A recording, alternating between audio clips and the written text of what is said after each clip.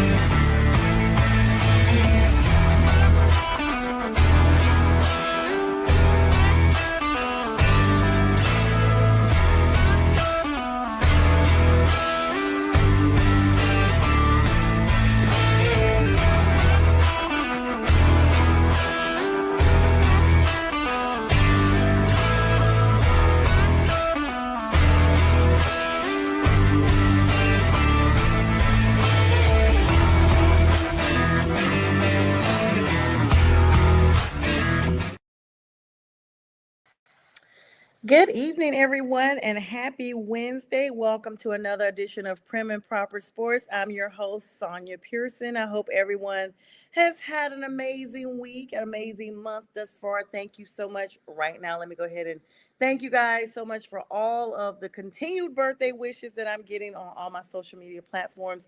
Make sure, like you heard Max say, coming on, download the Roku app so you too can be in the know when we have sports breaking news 24/7 without the cost of cable, and hop on over to Huddle Sports Network on Fire TV, where you too can also be in the know on more sports. You guys, I hope it's an absolutely amazing day for you, because it's certainly one for me. I have a very special guest tonight. For the first time gracing my platform is none other than touring the AFC South and host of Women Work Podcast, Mike Patton. Now, one thing about Mike, he is from Nashville, Tennessee. You guys, they got some snow today, so I'm definitely grateful that he actually has time for us tonight. He's a freelance journalist. He also writes for the Nashville Voice and NABJ's Black News and Views website. He's also a member of the Pro Football Writers Association and has been a credentialed member of media at Tennessee Titans games for the last 2 seasons. Please join me in welcoming my co-host for tonight, Mike Patton. Mike, how are you tonight? I'm doing great. How are you? I am doing amazing. Thank you so very much for making the time and coming on tonight. I know you all are having some inclement weather out there in Nashville, so I'm very grateful that tonight you have found yourself on the Prim and Proper platform. Yeah, definitely. I would say we had some inclement weather, but I'm pretty sure the people up north would tell us, man, that is nothing. Basically what I would hear. Yeah, New Yorkers, they just throw on their Timbs and they're good to go, and they think nothing of it. We in the South tend to shut everything down. And so tell our audience, how you got started, how exciting your bio is. And I know that's just the small bullet point information for you. How you got started with touring the AFC South and the This Woman Works podcast. And salute to you for supporting women. Well, honestly, when it came to the Touring the AFC South podcast, I've been a writer for almost like a decade. So I've done that for almost a decade at this point and wrote it plenty of different platforms and things like that. So Okay. let's start there. But when it hit the pandemic, when the pandemic hit, of course, a friend of mine, you probably know him, Mr. Brian Waters, he Oh, actually introduced me to the HAPS app. So I was like, okay, cool. So I would go on there and give breakdowns of games and, Titans games and what they would need to do to win the game and look at, then go after the game and give you, the breakdown of what they did and didn't do to lose or win the game. Started doing that, got involved, started liking it because I never wanted to be in front of the camera. I always wanted to just be the one to, write the stories, things like that. With a friend of mine, Raphael Haynes, and also Danny Thompson, they kind of stayed on me like, hey, you need to go ahead and do a podcast. I'm like, why? So, I just kept doing that and I got more comfortable doing it. And I was like, okay, cool. Then I got to the off season and I was like, okay, I can't talk about Titans 24/7, 365, and then do every podcast on the Titans. And I don't right. see anybody talking about the whole AFC South. So I was like, well, let me go ahead and do a whole podcast talking about all the teams in the AFC South since I know people that either cover these teams, like these teams, or things like that. So I was like, yeah, let me go ahead and do that. So that's how that started back in 2021. Okay. And sorry, May 2021 was when this podcast, the Touring the AFC South podcast started. Okay. But also with This One Works, I would say that one actually, it kind of started with Touring the AFC South indirectly because my platform always has been one that is recognizing and always bringing on Black women is also a safe space for Black women. And I continue to make sure that it was that space over the years that I've had it. And every March I would do for Women's History Month, I'd scrap all the programming and have all Black women come on and tell their stories and how they got to where they were, whether it's in sports or not. So this idea kind of been kind of sitting there and sizzling and kind of, sitting in the crock pot, kind of cooking up. Then April last year, I went ahead and launched that podcast, got it started, do it once a week, and bring on wonderful women from all different avenues in sports, like actresses to people that are women that are writing, that are writers for like scripts and movies on Tubi and all kinds of different things. So I actually brought on, I don't know if you've watched the movie Sugar Mama on. Yes. Yeah, I actually had brought the writer from that Oh, actually on one of my wow. shows. So yeah. That is certainly commendable, Mike. And I mean, thank you so much for myself for making such a safe space and an interesting space, and for putting Black women out there. We've been kind of behind the scenes for so long, and so of course with this network starting out as all things football from a lady's perspective, and now Prim and Proper Sports as we kind of go into a different empire, I certainly have a greater appreciation when there's a man on the other side that says, hey, I recognize you and I'm putting you on the platform so that you two can have the exposure and the voice that you need. And good evening to you, Chris. Thank you so much for joining us tonight. Chris saying everyone is looking sharp on Prim and Proper Sports. Thank you so much, Chris. He joins us from time to time. All right, so let's go ahead and get into, as they say, the meat and potatoes of this, the unspoken AFC South, a division that, in my opinion, has been very much akin to the NFC South, which is my home division. Of course, everyone knows I live in Atlanta, but I'm from North Carolina, so I'm a Panthers fan. I started the all-female fan club for the Carolina Panthers, the Carolina Pantherettes. And we've been 11 years now. I started back in 2014, 41414. I'm always into numbers. And so the fact that, now here we are that long later, it delved into podcasting. And so here I am. But the AFC South, you guys got a lot of stuff going on behind the scenes, a lot of, kind of mirroring the quarterback musical chairs that the NFC South has.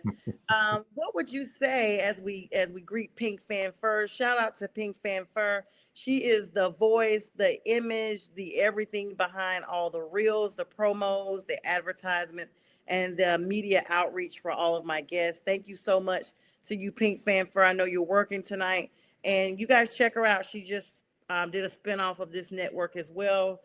She and I sat down on Monday and had a Prim, Proper, and Pretty platform. She's also speaking of super fans everywhere. So she says happy Wednesday to me and to you, Sir Mike, as well. So Mike, first of all, let's start. What would be Mhm. something you would say that the AFC South, particularly, let's look at each team. Now you're in Mhm. Nashville. You've been covering the Titans.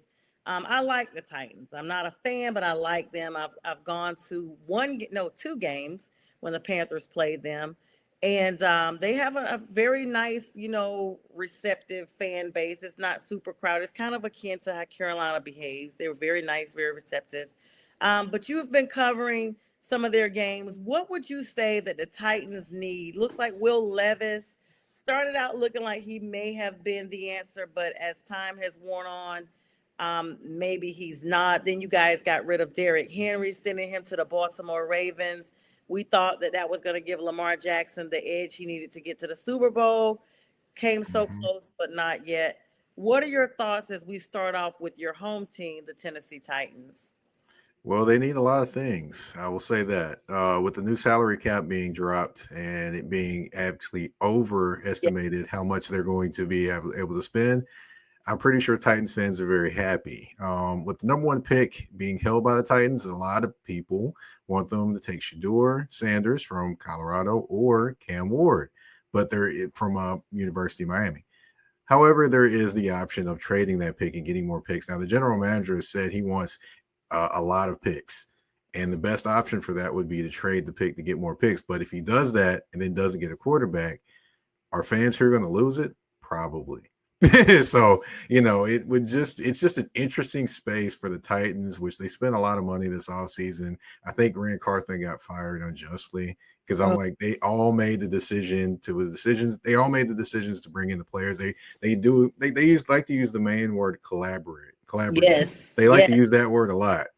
And when it got to a point of all people being responsible, they said, "Oh no, that black man over there is responsible. Let's get rid of him." Which Yes. I didn't quite like that. That was frustrating to watch because I always like talking to Rand. I've talked to Rand more than a few times when I see him. So is what it is. He's not there anymore. They're moving forward, but they need a lot of different things, especially in the trenches, especially the offensive line. I would say defensive line they need a lot. They may be an edge rusher, but defensive line, boy, oh boy, they need some work there on that offensive line because it's just the offensive tackles they've got the left side, they're pretty solid with the two young guys over there that they drafted in the first round, but on the right side, it's bad. It is bad, bad, bad. And of course, the quarterback's not only going to do but so much to save all of that. So I think that's where their biggest thing is going to be and what they need to kind of focus on there and out and getting more playmakers on the perimeter of that offense as well. Yeah, they kind of treated him like Steve Wilkes. Everybody's giving Steve Wilkes the pass the baton treatment for no reason. He was getting wins in Carolina, and then they traded him. Released him, I should say. Then he goes to San Francisco, and the offense loses the playoffs game, the Super Bowl, what have you, and Steve Wilkes gets the can, and he's the defensive coordinator. I'm like, what is happening here? So they I'll tell treat you. guys. I'll tell you this in San Francisco, because I don't know if you knew this, but even though I live here in Nashville, I am a 49ers fan.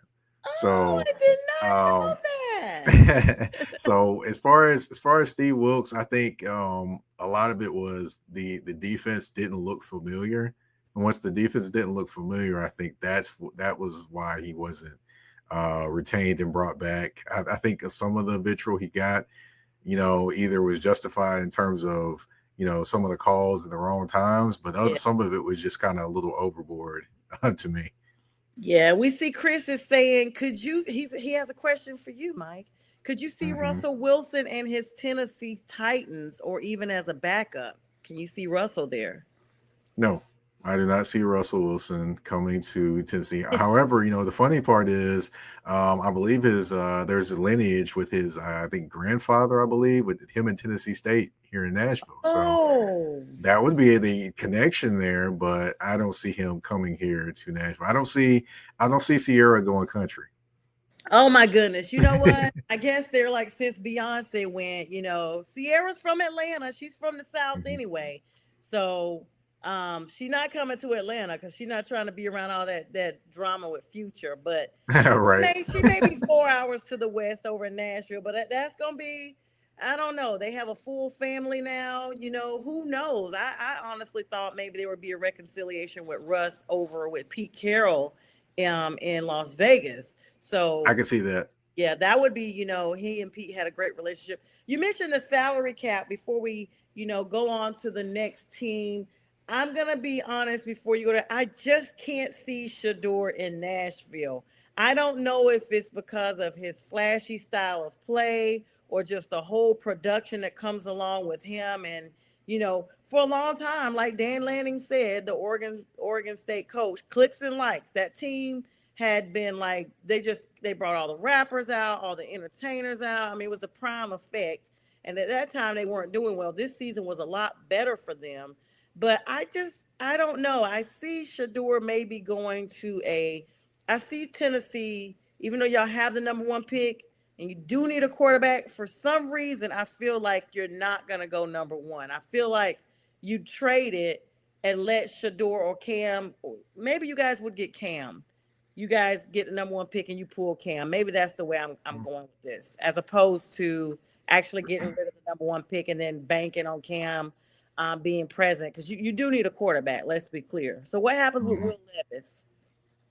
I think Will Levis is either going to be a backup or not be here, but I truly think he's going to be battling for the backup spot. He's not going to be the starter, in my opinion.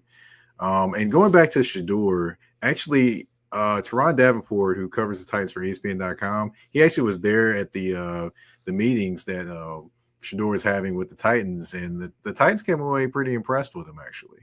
So And of they're course they're actually gonna be impressed with him. It's the other way also around. also I would say this is that his dad was actually he actually FaceTimed his dad so his dad could be present with the talks as well. So they all were actually present there with the talks. So I don't think he's not I don't think he would be thumb his nose up at coming to Tennessee, to Nashville, to play for the Titans. Actually, I think he actually does like the organization. And then also look at Brian Callahan, which he's also coached Peyton Manning. He's Mhm. coached Joe Burrow as well, among many other quarterbacks that he's coached. So I think with that lineage and things like that, I think actually Shador would actually fit pretty good here. Cam's more of the wild card because although Cam is very skilled and done a lot of different things, he's viewed more as a guy that's going to take a little bit more time to develop as opposed to Shador. Yeah, and y'all don't have no more time for development. I mean, what was the reasoning behind getting rid of Derrick Henry? Like, I felt like he should Well, stay in place. I would say this: Derrick Henry was a free agent, so he could go wherever he wanted to go. Right. But also, what I would say is that if you brought him back to this team, it going to make them even any better? No, they still were going to have a bad offensive line. They still were going to have the same issues, and they still were probably not going to make the playoffs. And the way Derrick Henry looked at it is, hey, I can go somewhere where I can, potentially either make the playoffs or win a Super Bowl or both. So that was going into the reasoning. Do I think he retires as a Titan? Yes, I think he'll retire as a Titan. I mean, go along the same path as a Steve McNair, a Derek Mason as well. Samari Rolle. Those are three players that actually went from the Titans to the Ravens in their next career stop. So Oh my goodness. it's happened a few times that Titans Yeah. players have left the Titans and gone to play for the Ravens. And I don't know if you remember this, but I had Ben Troop come on my show who played for the Titans. He was Mm. there the day that Steve McNair got locked out of the facility, and because Oh, they didn't want him to come in and get hurt, so they would have to pay him, and that's how he ended up with the Baltimore Ravens, because the Titans had signed him to a new contract, and then it got to a point where that contract was, I guess, too heavy for them, and they didn't want him to get hurt. So they ended up getting rid of him because they didn't want that salary cap hit. It's probably one of the worst stories in Titans history. yeah. Hearing that, but yeah, I don't know if you knew that story or not. But I yeah, did when you told not me know Ben that. Ben was actually walking in with Steve McNair, and he was walking and talking, and like they literally closed the door, and they were holding the door, and Ben and Steve was like, on this side. Come on, y'all, quit playing. That's what Steve was saying. That's what Steve was saying on the opposite side of the door where he could not get in to the facility. That is crazy. I mean, but they're trying to protect their assets. I mean, this is my thought. So we're going to talk about the salary cap in a minute because you brought that up, but I was going to bring that up anyway because that just dropped a little bit ago today. I'm still stuck on why would they release Vrabel if your main quarterback was injured, you're going in with Will Levis, who wasn't like, I just feel like they got rid of Vrabel. He'd only been there since 2018, yeah. I feel like they didn't give him enough time, or maybe Vrabel, maybe it wasn't enough time. Vrabel had enough time. It's just a matter of this has been a pattern going along with the Tennessee Titans. The Titans have, let me go back just a little bit. John Robinson hired Mike Vrabel because they fired the coach, then hired Mike Vrabel. Then when they brought in Mike Vrabel, then it got to a point where they had to pick between the GM and the coach. They picked the coach. They got rid of John Robinson, especially after he traded A.J. Brown. Then A.J. Brown torched them. So they got rid of him. That was one of the reasons. That wasn't all the reasons. He actually, none of his first round draft picks actually signed another contract with John Robinson. Horrible. So they got rid of John Robinson, brought in Rand, and had them work together. Then when that happened, they had to choose between Rand and Mike Vrabel because Mike Vrabel wanted a little bit more, I guess, say so. They chose Rand, fired Mike Vrabel. Then this year they bring in the new coach and they let Rand Carthon hire this coach, only for them to let go of Rand Carthon. And then a guy that he brought in is now the president of operations, which I thought it's just, if you listen to this story, it's like, okay, it's a lot going on. They need to have a GM and a head coach in lockstep. That's why I said, or that's why plenty of people have said if they were going to fire one person, they should have fired all of them and just brought in the GM and the head coach and start from there. Clean house.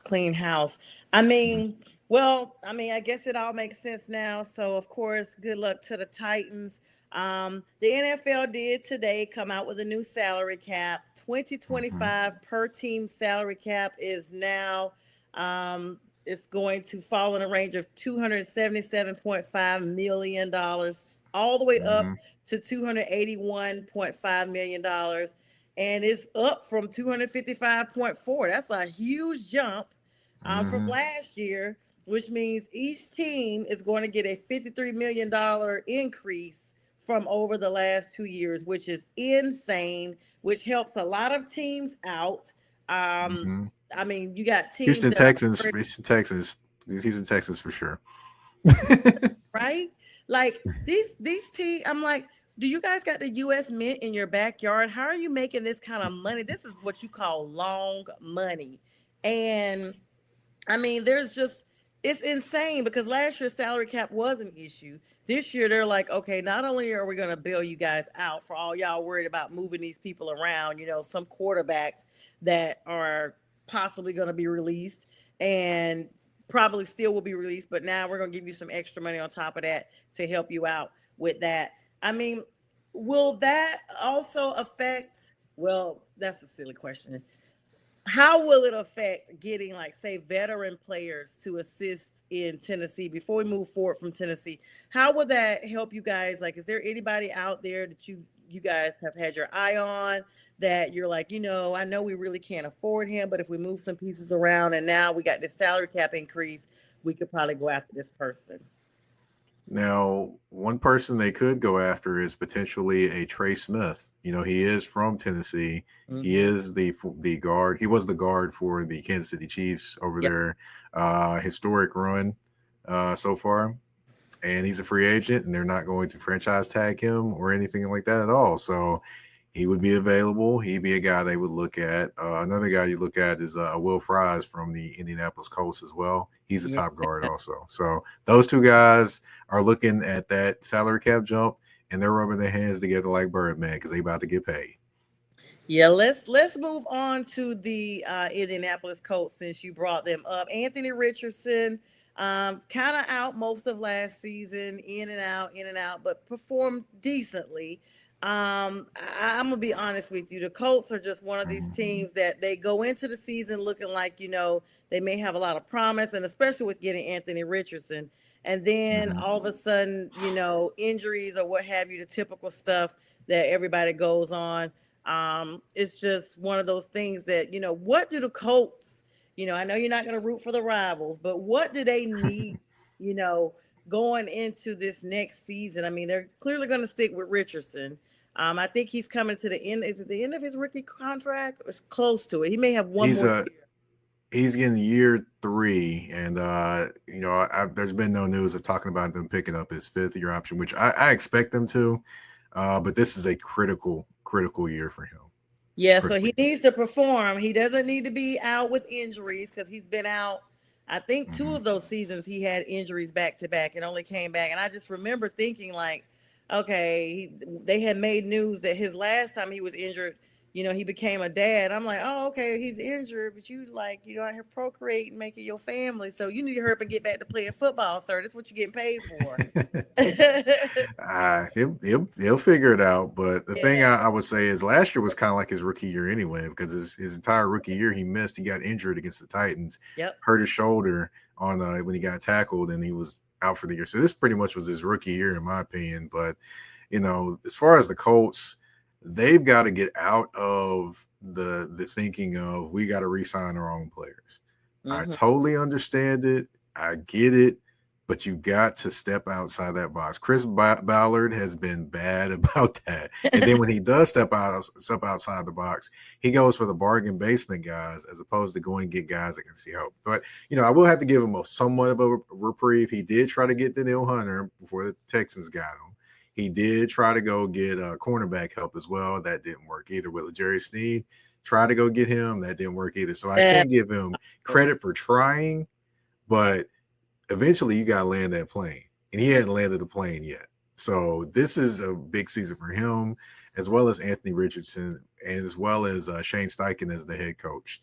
Because Shane Steichen's play calling, I'm still trying to figure out, if you have a young quarterback, why do you not give the ball more to your running back, Jonathan Taylor, who's a top 5 running back in the NFL when you give him opportunity, but you just don't give him enough opportunities. You freeze him out against the Green Bay Packers when you have a chance to win the game. It just that all that stuff happening during the season. Yeah, they all need to kind of fix that and work on that. And hopefully they bring in the pieces and keep some of those pieces, because they have a couple of key decisions as well at center and guard with Ryan Kelly. He's a free agent, about 31, 32 years old, projected probably a 1 or 2 year deal. And then also, like I mentioned, Will Fries, who's going to be everybody's sweetheart this offseason, trying for people to pull him. Yes. Yeah. Mm-hmm. I mean, it's a lot of stuff going on. It's still a lot of moving pieces because we literally just ended the season, and then all of a sudden we have to start planning. You got a combine coming up. The draft is just a few weeks away. I mean, it's kind of like there's an off season, but there's really not an off season because it's so much work behind the scenes. It's kind of like producing a movie. You have this 2-hour movie, but there's been weeks and months and maybe sometimes years of production that go into the planning of just this 2-hour production. So it's the same thing with the game. You're trying to get to your 52-man roster. You start out with so many, like 90 people up here trying to make this team, and then you got to cut it by a certain day. You got to go to combine, see people's production. There was, some talks from some players that basically felt like if you're on a certain tier, the upper echelon, so to speak, of your team, like say a Shador Sanders, then you could skip the combine because everybody already knows how you're performing. Do you believe in that rationale? I do, honestly. I mean, you don't have to. The thing I look at is if you know you're going to be a top pick, why am I going to go out there and do these things to kind of bring that down? I don't have to. If you do go do that, that's fine. You go throw and all those different things, but you don't necessarily have to, because, I mean, your draft status is what it's going to be. The only thing that people can do is try to throw chinks at the armor at this point. I mean, because with the Cam Ward, with the Shador Sanders, they don't have a ton to gain on the field, in my opinion. It's more off the field, I think, in terms of, getting comfortable with the coaching staff and the organization and things like that. Guys like maybe a Kyle McCord or Will Howard and guys like that. Yeah, they got some work to do. They got to show up on the field. But yeah, there's different tiers of different folks. And yeah, you just not much you can earn if you're or earn from it, on the field if you're a top prospect already and you're already pretty much sewn up to a top 5 or 10 pick. Yeah, if anything, it may, subject you to injury. We've seen that happen, Mm-hmm. a small slip, and next thing you know, you got an Achilles issue that you didn't have, and you've been trying to, preserve yourself, kind of like you mentioned, Stephen, there earlier, preserve yourself for the game. And hello to you, J Train. And we have a question. I kind of want to hold it till we go through all the questions. I'm going to pin it for now, and then I'm going to come back to it. So, Chris, we'll come back to your question in just a minute because it is about the salary cap, but it's an overall question about teams, and I do want to kind of run through the South. Here we are at the 30-minute mark. Normally, we give a pause for the Huddle Sports Network, but I went ahead and ran that commercial at the beginning of the show. So we're going to continue on. Welcome to the second half of my show here with Mike Patton, touring the AFC South and This Woman Works podcast. We're sitting here talking about the AFC South. He's already given us an overview about This Women Works podcast, where he gives a platform to African-American women, Black women, no matter what they are, actresses, producers, even sports entrepreneurs and the such like. And so just a great guy. Make sure you guys, Mike, tell our people how they can follow you, how they can find you. I was literally going to tell everybody, hey, make sure you guys find him and follow him. I'm going to take the banner down so that they can actually see your handle here. Okay. All right. Well, of course, you can find me on, I like to call it the artist formerly known as Twitter. I don't like to call it Twitter, and I won't call it X because the only X I recognize is DMX and Malcolm X. Okay. So, you can find me on the artist formerly known as Twitter at Mike Patton 82. That's MikePatton 82.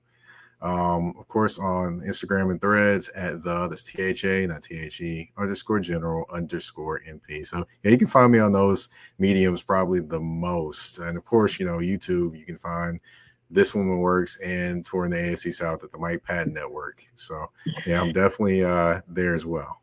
You said the first one was Mike Patton 82.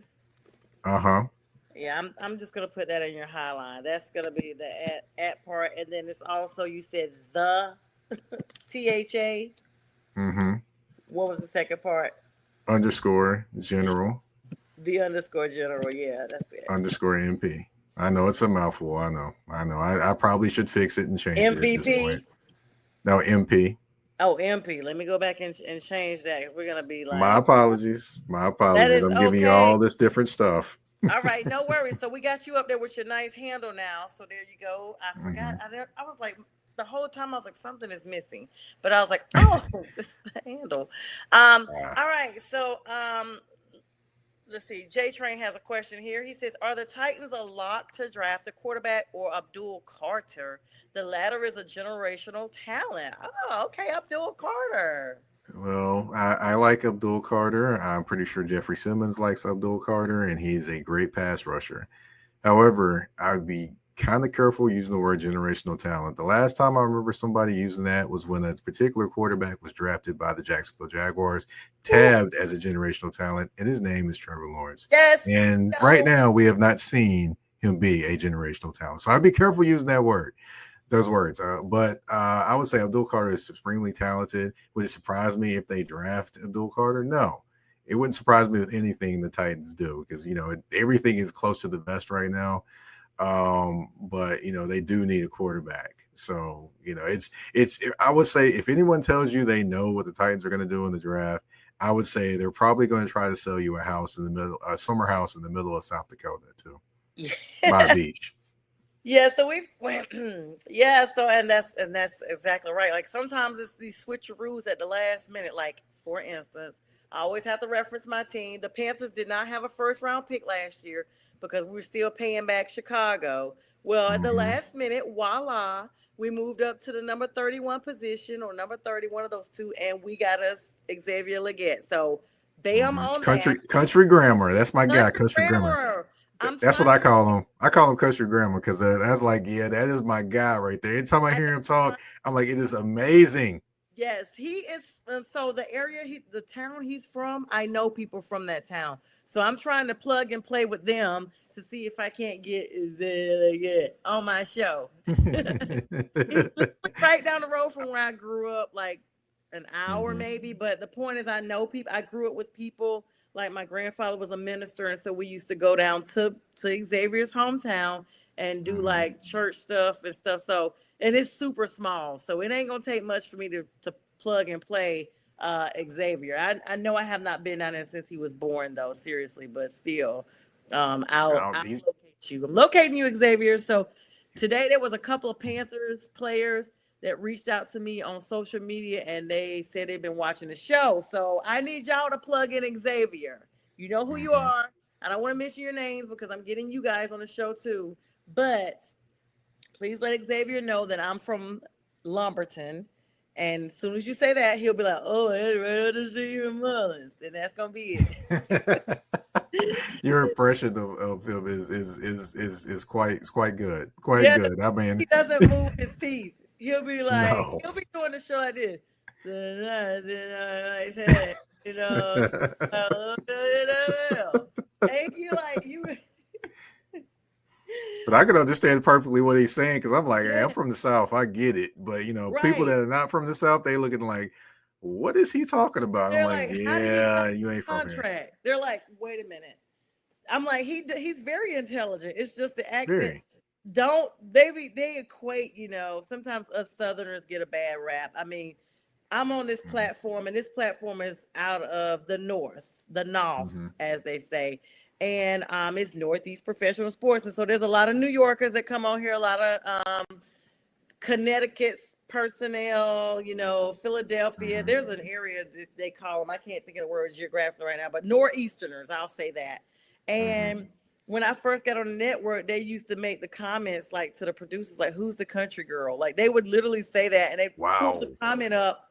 And they literally, a couple of them started calling me Country Sonja. I'm like, stop calling me Country Sonja. I am not that country. Like, I can be that country because where I'm really from, we really do talk like this. And so I don't even talk like that most of the time. I've had a few communication classes because I want to be a journalist, and I didn't do that.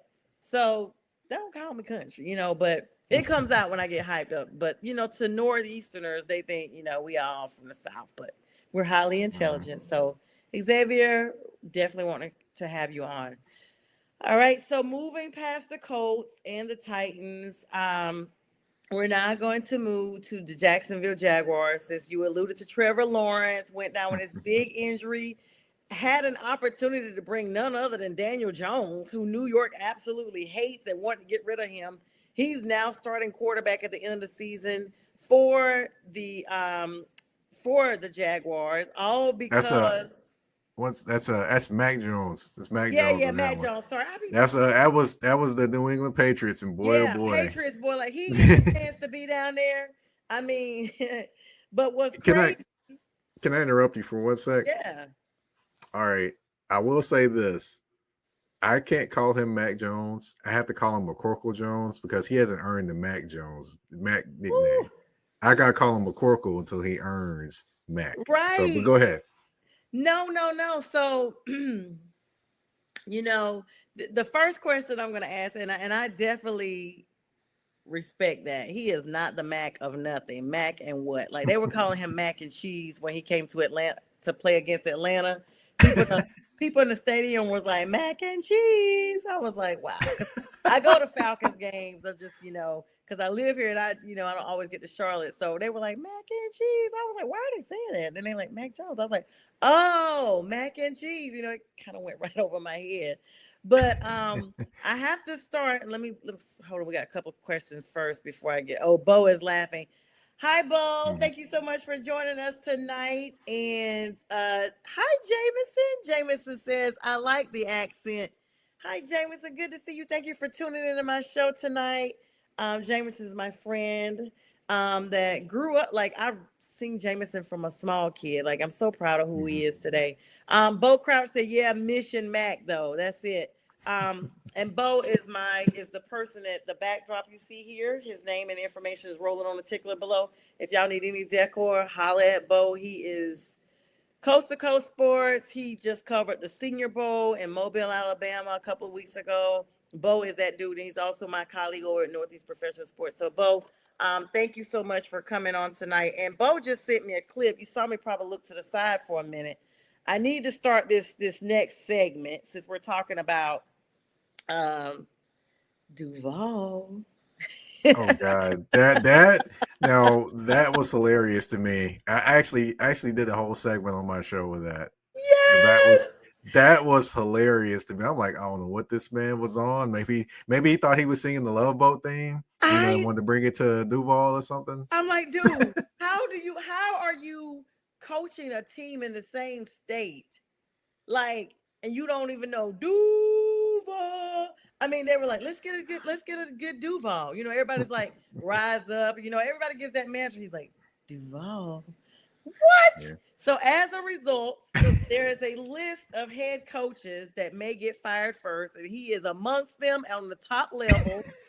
I don't know if it's just because he came in there saying Duval or what, but they've got Ben Johnson, Brian Schotten, whatever his name is, dude from Dallas is the offensive coordinator. Yeah, Schottenheimer. Just got promoted, yeah.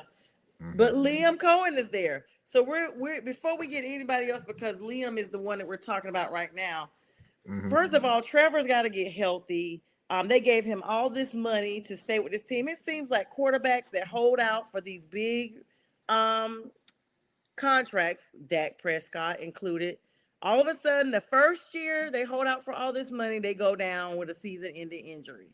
I don't know what it is. And, Trevor was paid quite handsomely and does not have anything to show for it. And now you're adding a new coach, Mr. Duval himself. And so if you guys don't know that clip, like, I should have pulled it up. That is hilarious. It's still funny. I mean, so if you don't know, everybody in Jayville, they don't even call it Jayville. They're like, Duval. Like, they have it on it. It's Duval County. And the first thing they ask this coach when he comes on, so let's what you got to say for the county? Duval. Sir, are you whispering a secret? So y'all pull that clip. It's super funny. But now Trevor has Mr. Duval himself as a head coach. Mm-hmm. No longer the experience. It was Doug Peterson, right? Yep, Dougie P. Crazy. That's crazy to me that you got rid of Doug Peterson, who was with the Eagles for so long. And I think Doug got a ring, right? Doug got a ring. He definitely did. But I can tell you, it wasn't all sweet in Jacksonville. I saw. Or I could tell you the backstory of that is the reason why they got rid of him is because, of course, he wouldn't take over the offense from his boy Press Taylor. He was going to let Press Taylor, Press Taylor is actually the brother of Zach Taylor, the head coach of the Cincinnati Bengals. I didn't even put that together. Yeah, he wouldn't take the play calling duties away from him with the offense struggling. So that helped to get him fired, basically. And then plus he was getting cold in media and all those different things too. It just to me, that was the biggest reason I think he got fired, and the team just was like, eh. But he thought he earned his stripes, that he thought he could do that. You can't be insubordinate when you still getting the money. He's literally being like, I'm gonna run this my way, is what it sounds like. Yeah, he wanted to run it his way, and it's more the fans that were asking for that as opposed to the team. But yeah, Trent Baalke definitely wasn't necessarily yelling from the rooftops about everything, but he had to. I'm honestly shocked that Trent Baalke stayed as long as he did either. But This team actually it has talent. This team has talent. They just can't get going in the right direction. Like, I'll give you an example. Last year, there were people that were thinking they were going to challenge the Houston Texans for the top of this division. And I told them, I was like, look, they are talented, but they are Jacksonville. Yes. That's really the answer I gave every time. And when I told people that they would finish last in the division, people were looking at me like I was crazy. I went on 1010XL in Jacksonville, which is the flagship station. And I said, hey, they'll finish last in this division. And people were calling me everything but a child of God in the comments. And then towards the end of the season, look, They're right there with the Titans. They almost did. They had one more game, and I think it was against y'all. They had one more game that they were ahead of you guys. Ugh. Yeah, but the Titans would have won that game. They would have been they would have been in the basement, and the Titans would have been third place. That's crazy. Yeah, I'm looking at the standings right now. I mean, whew, I don't know. You guys, well, not you guys. I'm sorry. The Jaguars, Duval, was 3-5 at home. And yeah, they were bad. The top two teams, the Texans and the Colts, and of course we'll talk about the Texans. I didn't even mean to go in that order, but as we get ready to wrap up here the next 12 minutes, the time flies by. We'll talk about the Texans, but what is Jacksonville? First of all, is Trevor going to really be the long-term answer, especially now that you've brought in this new head coach? He's got to be. To be honest, they paid him well enough to be so. And then also his contract, I don't think it kicks in this year, but I think it's next year it kicks in. Or either this year or next year his contract kicks in and for his cap, which makes him a top 5 quarterback in terms of average pay per year, by the way. But he had some influence in this head coach coming in. So he had a little bit of input. So Liam Cohen is a talented guy. Oh, by the way, Liam Cohen, the connection he has with some of the AFC South already. He was actually the offensive coordinator for one Will Levis in Kentucky for 1 year. So yeah. Not even promising at all. And Bo says Lawrence does need to figure out the unassisted fumble issue. Yes, that was absolutely crazy. I'm going to say we talked about his contract. He signed a 5-year, $275 million contract before before last season, 2024 season. And so the breakdown is like, it's like you said, it doesn't even start until next season. He's going to be like up there with Joe Burrow. And so I'm like, okay, but that AFC North is another animal. The AFC as a whole. But yeah, Trevor's getting $500 million as a signing bonus, and $200 million is guaranteed. That is absolutely crazy. Yeah, guaranteed for a roller coaster ride, basically. He basically that's literally been his career. He's had great moments and great stretches, but he's never been consistent as a quarterback. But that somehow got him $200 million guaranteed. But hey, if that's what Jacksonville wants to do, Jacksonville wants to do that. I still don't believe he's a generational talent. I think he's a talented quarterback, but he's just not consistent. And to me, you don't reward inconsistency with $200 million guaranteed. That's just what I do. And that's their average salary is $55 million. Yep. Got a signing bonus that was not far from that with a 37.5.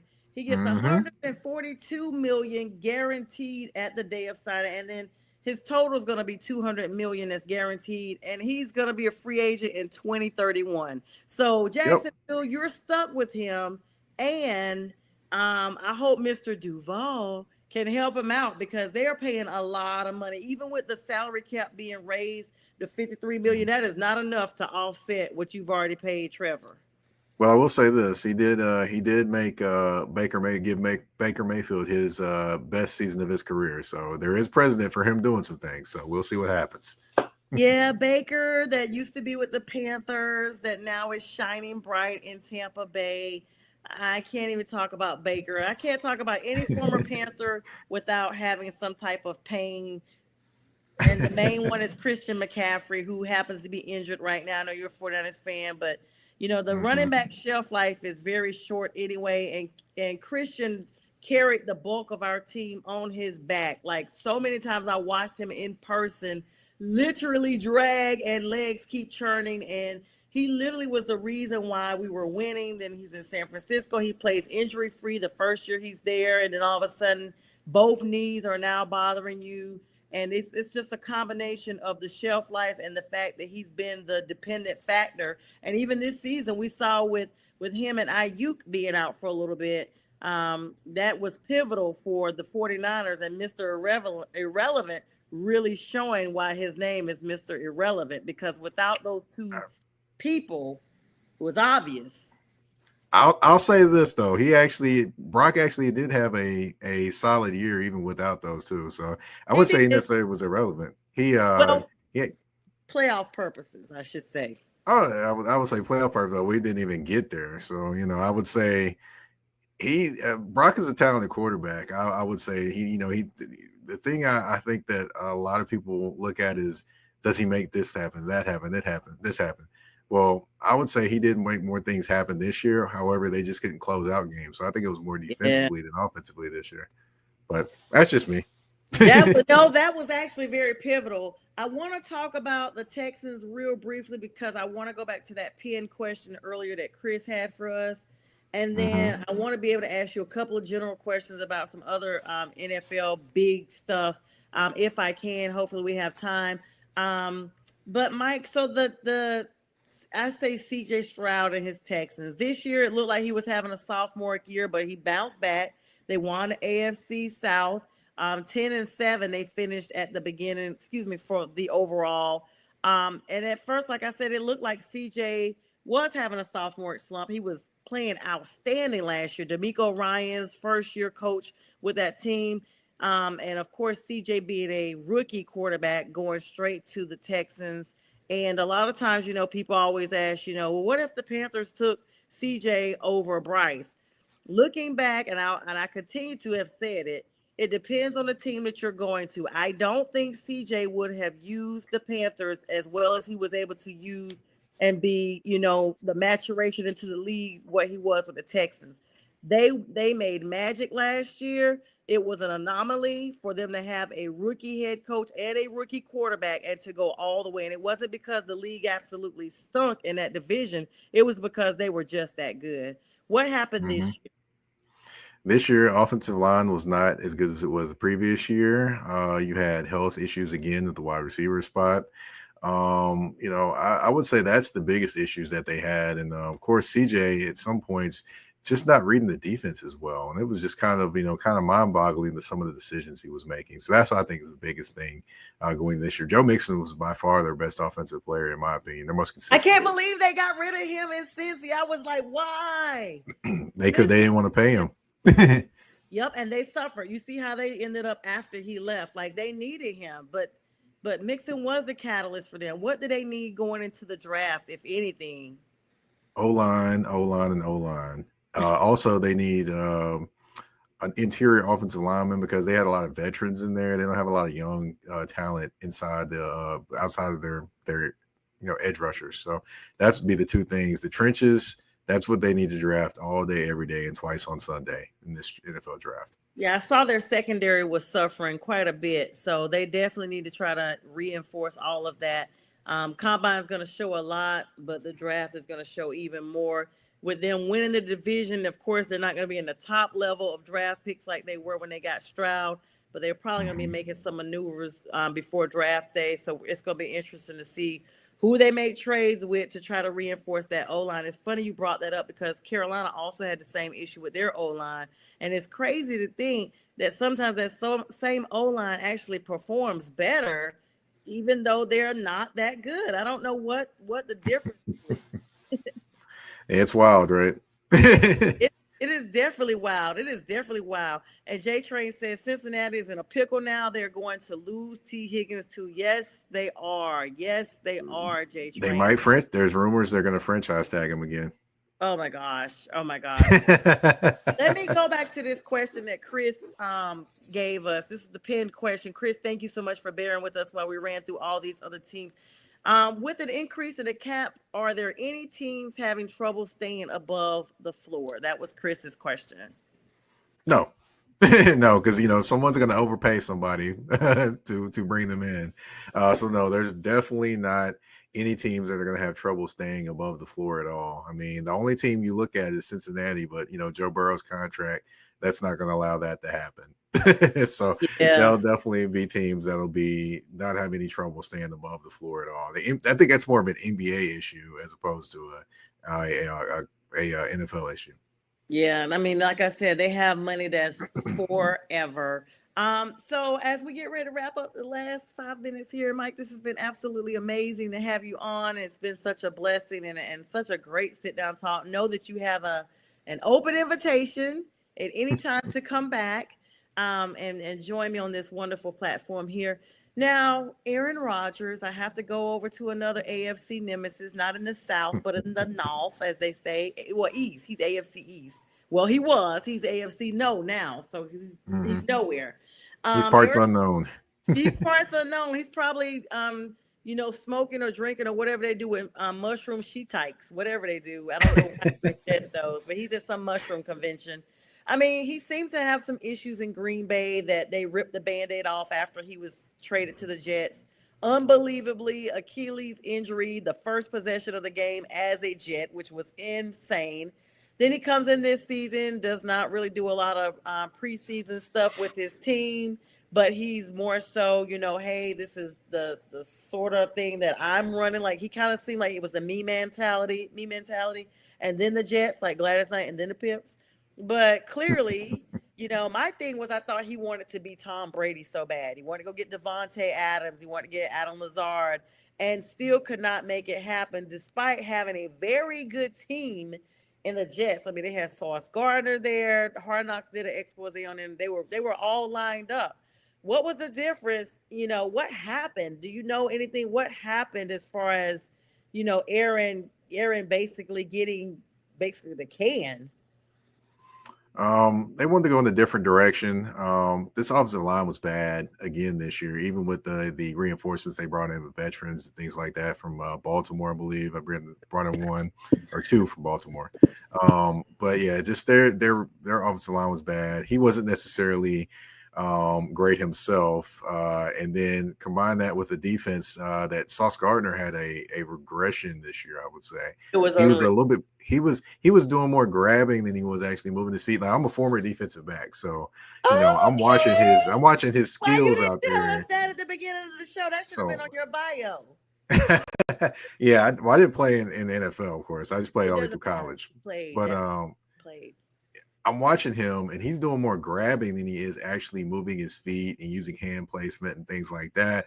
And that's where I think he needs to go back to more of the drawing board of the technician that he needs to be at the cornerback position, as opposed to a guy that uses his raw physical ability, which I can tell he's using more of his raw physical ability than he is actually using his footwork, because he's not playing the position in terms of doing all the things you need to do at that position. Like, say if it's man-to-man coverage and you're on an island, you're going to be on the inside of them. You're not going to mess around, jump out the outside or jump head up on them. Of course, you're giving them a two-way go at that point.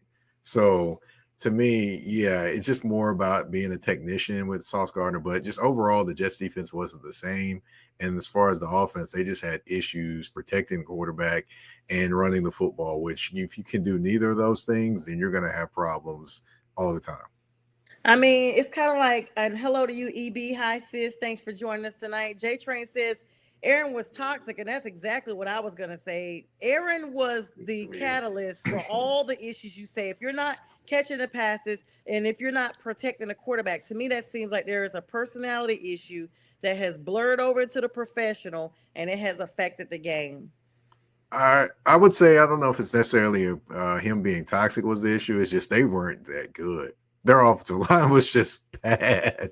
Now, of course, he didn't help anything with the way he was there with the team. At all. But yeah, to me, they were just bad. And, they've got a lot of work to do. Garrett Wilson it's almost becoming time for him to get a contract extension. And that's going to be a long, hard talk, because does he want to stay there with the Jets or does he want to leave? And that'll be a question that'll be talked about a lot. Him and Sauce Gardner. Yes, that's going to be real important. And real briefly, we got about 10 seconds left as time flies by. Does Aaron come back to the league? And if so, who's going to sign him? In what role? Backup, main? Oh, he's going to be a starter if he comes back. But, honestly, I don't see him coming back. But, if Sam Darnold leaves, I would say maybe you could see him in Minnesota and complete the whole Brett Favre transformation arc. Yeah, literally trekking in his steps. Mike, it's been amazing having you on tonight. Thank you so much for our audience, for all the likes, love, shares. We will re-air at 2 a.m. Eastern Standard Time on Northeast Professional Sports. And Mike and I will, at this point, bid you good night.